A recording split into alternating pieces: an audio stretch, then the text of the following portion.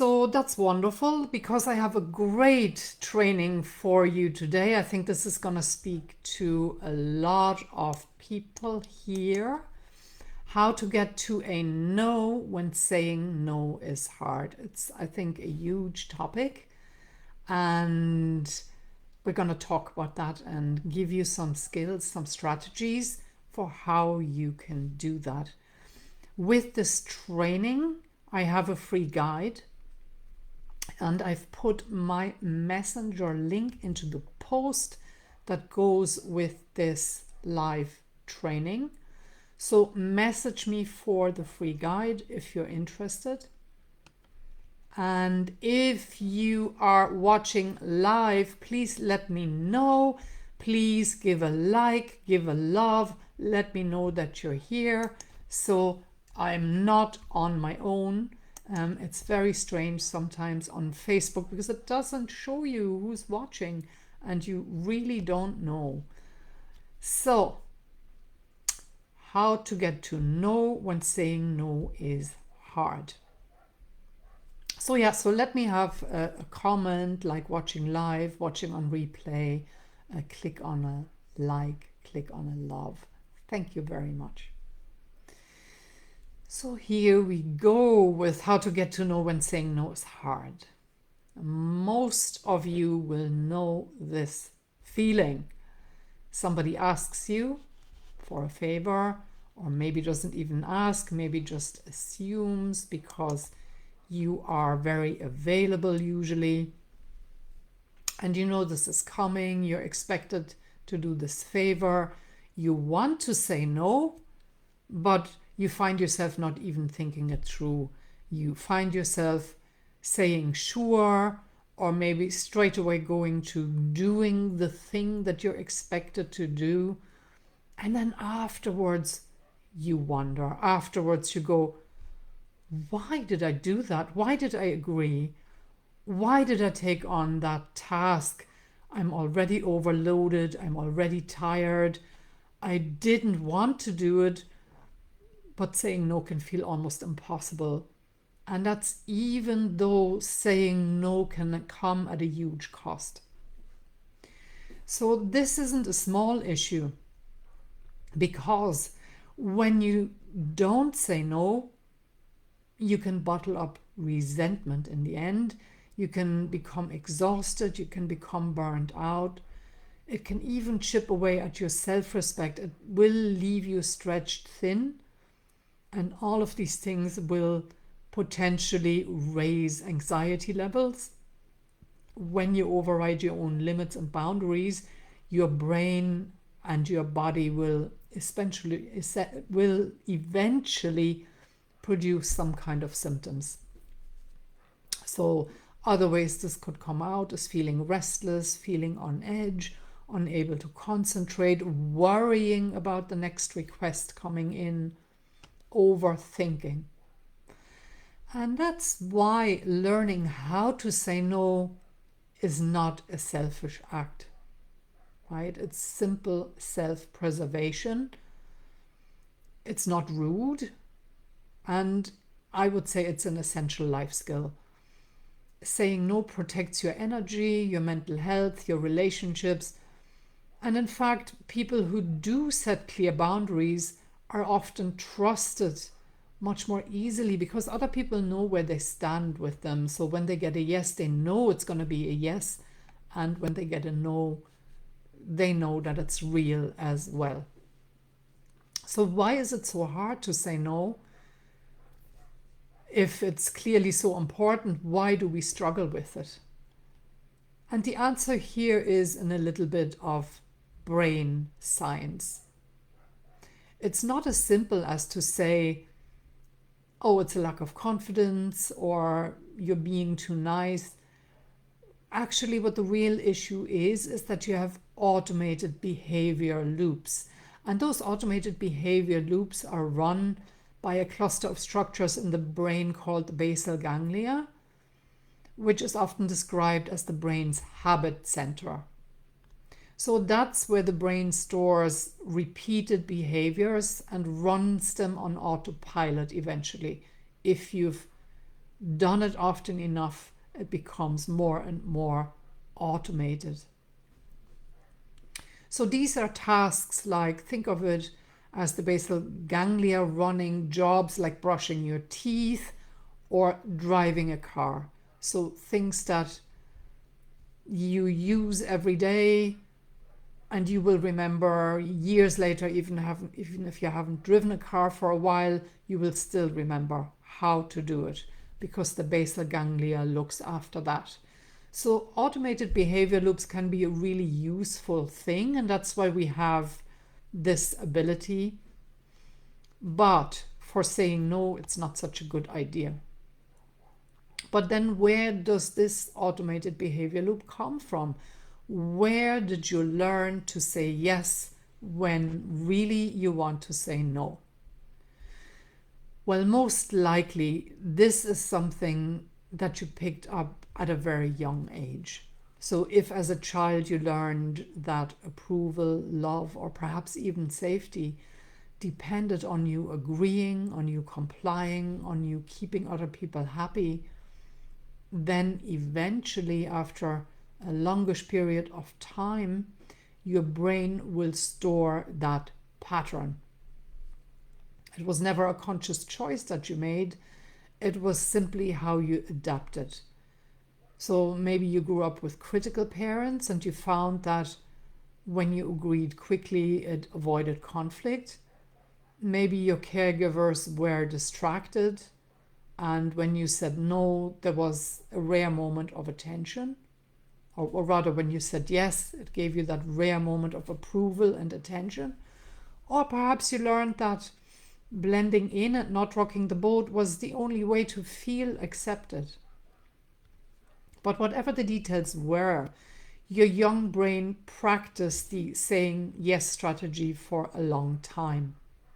And eventually it became stored as a behavioral loop, locked in by the basal ganglia. So as an adult, when you're faced with a request, the autopilot will kick in. And the problem with that is that you don't get the opportunity to really think things through, to even consider how you feel or what you need in that moment.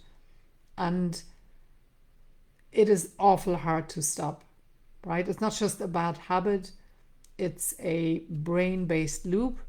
And so the good news is you can change it, and we will look at some skills that are going to help you break through this automation so that you can improve on your ability to say no. Now, these 3 steps I'm going to teach you next, they will require deliberate practice. Now, having said that, the way forward is never to force yourself, but it's about gradually bringing in awareness, some space, and some new options so that the behavioral loop can be softened and can eventually give way. So step number 1, I highly recommend this. It's a really, really useful skill to develop, is mindful observation. I use it myself all the time. Mindful observation is very good for developing self-awareness, and self-awareness is power here. Self-awareness gives you more information. So how does mindful observation work? It works by you imagining that you have an observer sitting on your shoulder. We all have this ability to observe ourselves as we go through our day. So imagine there's this little person sitting there, a calm, neutral person, watching everything you say, everything you do, everything you feel. Their job is not to judge you or to scold you or to push you. All the observer does is they gather information and they bring it back to you. So you can give them very particular jobs. So for example, you can, in this case, task them with observing how you do around enforcing your limits and boundaries. So for example, if someone asks you to take on an extra project at work, you might begin to feel the automatic yes starting to happen, and it's almost coming up through your throat. But the observer can notice the tightness in your chest. Maybe there's a small flicker of dread. Maybe your mouth is going dry and preparing you to agree before you're even ready. But once you notice, and once you get to a stage where you notice in the moment what's happening, you're creating a gap. And in that gap, you have choices. So when you observe yourself, you shift the activity away from the limbic system, which handles these fast emotional reactions, and you're giving the prefrontal cortex, which is your rational thinking brain, a chance to weigh in on the discussion. So you're moving from autopilot to manual control. You will still feel the old pull more than likely, but you simply have more choices how to act on it. Well, it takes some practice. Initially, the observer may only notice after the act, after you've already said yes. And that's okay. Every moment of this awareness, every piece of information gathered is progress for you. It strengthens the new neural pathways you're building. And over time, with a little bit of practice, you will catch yourself earlier and earlier, and eventually you will catch yourself before the words slip out of your mouth, and you'll be able to do something different. Step number 2 is really important too. Step number 2 is about creating some space before you respond. So by default, creating a space so that you have the opportunity to think it through, to really think about, do I want to do this? Am I able to commit to this? Am I able to follow through? What's in it for me? Those are the kinds of questions you want to ask yourself before you agree. And most of the trouble, it comes from answering too quickly, right? You ask the question, you feel the pull, and before you know it, the answer is out. If you have a break, if you delay your response, you reclaim control. There are ways to do this and still sound very natural, even in a professional environment. So for example, you can say, that sounds good. Let me think about that. Let me get back to you. Or simply, I need to check my schedule before I can answer you. Or can I give you an answer on that tomorrow? In social situations, a phrase like, I need to check what else I have on that day. For some reason, the date rings a bell. Can buy you some time and give you that opportunity to check your other plans. And then you don't even need to respond in person. You can make it even easier for you by getting back in some abstract way, so by email or by sending a message or a voicemail. They all give you natural buffers where you don't have to speak to the person directly. If you're someone who's afraid of confrontation, if you feel shy about the direct no, that's okay. You can respond in an indirect way. And then you can soften it even more by thanking them for their request and eventually deliver you a no in the indirect way. But the act of pausing alone is fantastic for interrupting the automated loop and creating some space where you can check in with yourself, really consider yourself in the process, and moving away from the automated loop run by the basal ganglia and bringing in other options with the prefrontal cortex. New sequence is pause, reflect, and only then respond. That's what you want to go for. And now comes step number 3. Some constructive strategies for saying no, even when you can't say no outright. So when people talk about saying no, when they talk about limits or boundaries, the idea they usually get is that they have to say no outright. That they have to look someone in the eye and say no. And while being assertive and saying no, maybe not quite so firmly, is often the cleanest way, it's not the only way to get the no over the line. And sometimes there are settings where assertiveness just doesn't work so well. So depending on the culture in your workplace, for example, when you have hierarchies and politics to consider, it may not be so safe. In families as well, there can be long histories that are very complex that might make a blunt refusal difficult to do, even though you want to do it, even though it's the logical thing to do. But you can still enforce it in more subtle ways. Even in friendships, you might not always want to be outright assertive, because maybe you want to preserve the relationship as well, and maybe it's kind of delicate at the moment, and if you hold yourself to that standard of always being assertive, you may be risking more complex feelings here, maybe shame or guilt or something else. So a healthier approach is to recognize that saying no exists on a spectrum. There are many valid ways you can protect yourself. Every one of them counts, preserves your energy and your dignity. And we will start with avoidance. Avoidance is when you let the absence speak for you. So avoidance has a reputation for being weak, but sometimes it's simply very practical.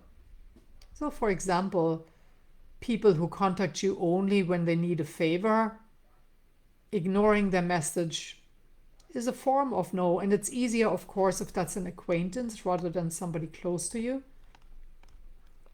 But isn't that fair enough not to answer when there isn't equality in that relationship, when you just know it's always the same thing, you're always in that role? A family member starts a draining conversation, you can leave the room rather than argue with them, rather than get into a fight at all. Just walking away can be the safest way. And that avoidance is a good thing because it serves you and your limits and your boundaries. Another way of avoiding is when you don't pick up the phone. When perhaps you know you've got nothing left to give that day, not picking up the phone is an avoidance strategy that protects you. So these ways are all subtle, they're self-protective, they keep your energy intact, and sometimes it's the cleanest way not to engage at all. Soft refusals, saying no while staying warm with your friends perhaps. So there are times when you want to say no, but you also are aware that you're better off doing it gently.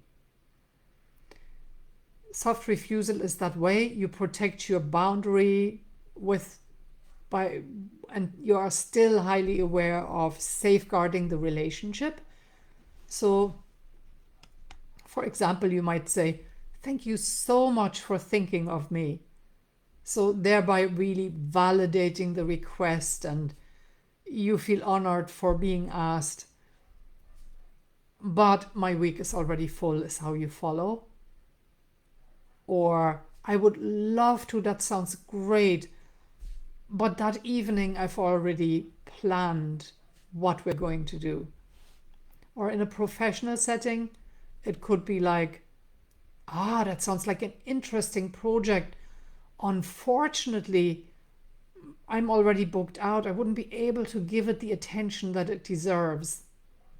Those responses are polite, they're warm, they're respectful, they protect you and your time, and they still show care for the relationship. They're particularly useful with any connections that require collaboration and where goodwill matters, where you have to protect the goodwill. Deflection is a very useful skill in a business setting, one of the strongest techniques for handling unreasonable requests. So sometimes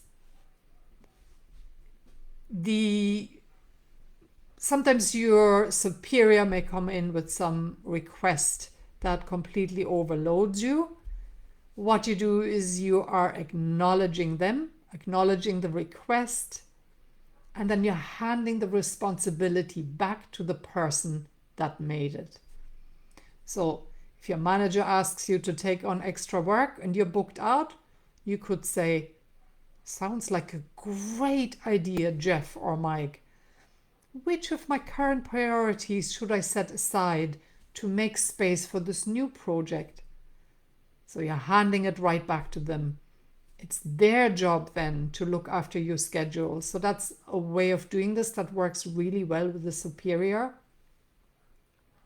Or if a colleague asks you to do something that's way outside your role in the workplace, you could say, "Oh, that's a great idea that you have there. Unfortunately, that's not my area of work, but I'd be glad to advise on this."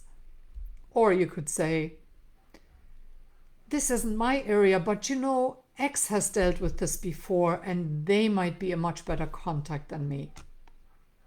So when you deflect, that's still respectful. It's not avoiding giving an answer. You're still sounding cooperative, but you refuse to become overloaded. It's a professional response, but at the same time, you're making it clear that your limit has been reached and you can't take on anything more. You could also make yourself what's called strategically unavailable. And by strategic unavailability, you could reduce the chances of being asked at all in the first place. So I have a story on strategic unavailability. I was working with someone who worked in an open plan office and in an organization where the culture was that you always have to help out other people, you have to be collaborative, huge emphasis on collaboration. But what she found was that in the open plan office, because she was known to be particularly helpful, she was being inundated with requests all day long and couldn't get her own work done. And when it came to the stage where she had to stay overtime just to get her own work done, she reached her limits. And we talked about it. And what she did then is she worked out that there was a small storage room that she happened to be able to get a key for from the caretaker. And the storage room had a socket, had a chair in there. She brought in a tiny little desk, a fold-up desk that she had at home. And then for chunks of the day, she would take herself out of the open plan office, would go in there, and in peace and quiet, she would get her own work done, took herself out of circulation, made herself strategically unavailable. And that was just the best solution in that company culture. So she was still collaborative when she was at her desk or when she was at meetings, but sometimes she simply was unavailable. So strategic unavailability is about shaping your environment so that you're less exposed to unnecessary demands. At work, this could look like blocking out time in your calendar so other people can't book over it. You might even use it at home.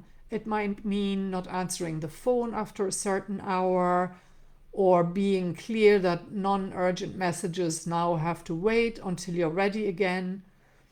In social life, it could mean stepping back from group chats or certain circles where there's a pressure to say yes all the time. And these are all skills that where by reducing your availability, you say yes to yourself, and at the same time, you don't even have to confront. You're just not there even for the request. So gentle on you all around. Another skill that's also indirect, which I think is great, is having preset rules and preset policies that you let people know, maybe even in advance. And thereby you let the rules speak for you. So then they become boundaries that you've established and they always apply. So for example, I never lend money to friends. Very, very clear. So if everybody knows that, then they're not even going to ask you. Weekends are family time. That's how it is in our house. We don't do X because weekends are family time. I never answer work calls after 8 p.m. Really, really clear preset rule. And when everybody knows that and your organization allows you that space, just go for it. So with preset rules, it simply means you don't have to negotiate each situation as it comes up. You already have the rules in place.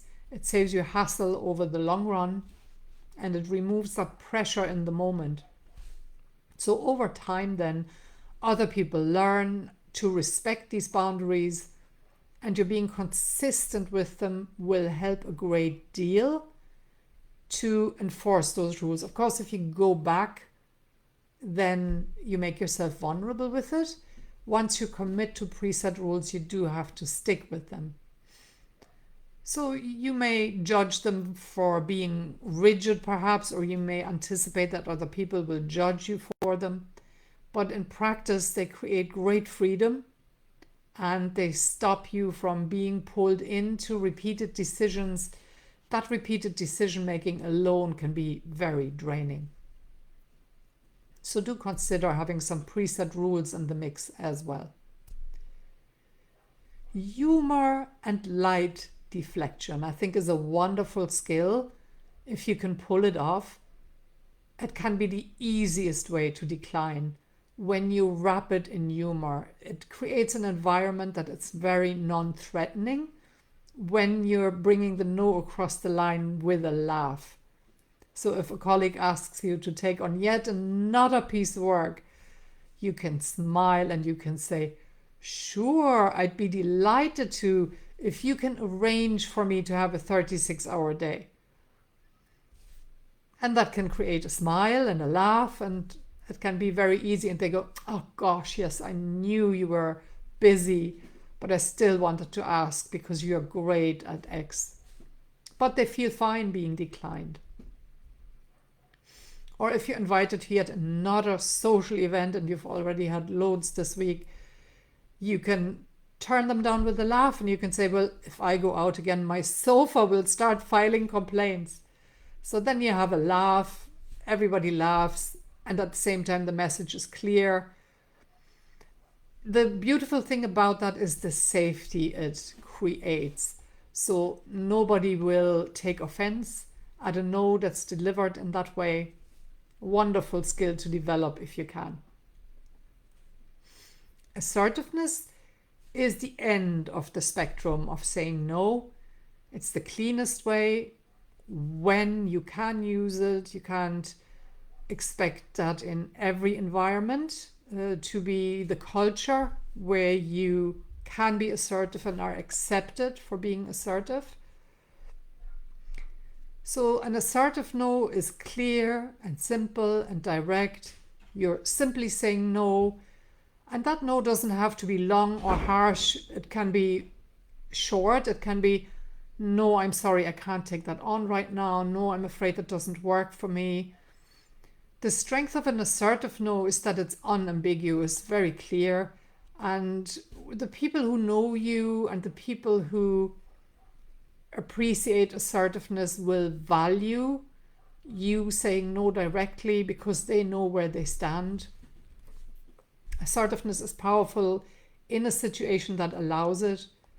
It can be a very liberating option then, but you have to evaluate it and just choose another option of the spectrum if assertiveness doesn't feel safe.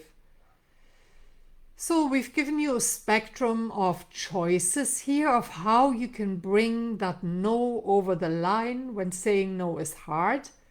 The crucial thing to understand is that none of these ways are wrong. Avoidance can protect you, deflection can protect you, strategic unavailability can help to protect you. Humor is a great thing in the mix, and assertiveness can give you clarity. Each approach has its place. You should never feel ashamed. You should just put yourself first, put your own needs and wants first, really consider them. And no matter how you deliver the no in the end, it's a yes to yourself, to your energy, to your peace of mind, and that's a good job. And if you are someone who feels anxious a fair bit, then bringing that no over the line will reduce anxiety levels. It will help you have a better quality of life all around. So that's all from me for today. There is a free guide that goes with this live training. You can request it by messaging me on Messenger. My link is in the post that goes with this training. Thanks for listening, and I'll see you at the end of the week again for another live training. Thanks for watching.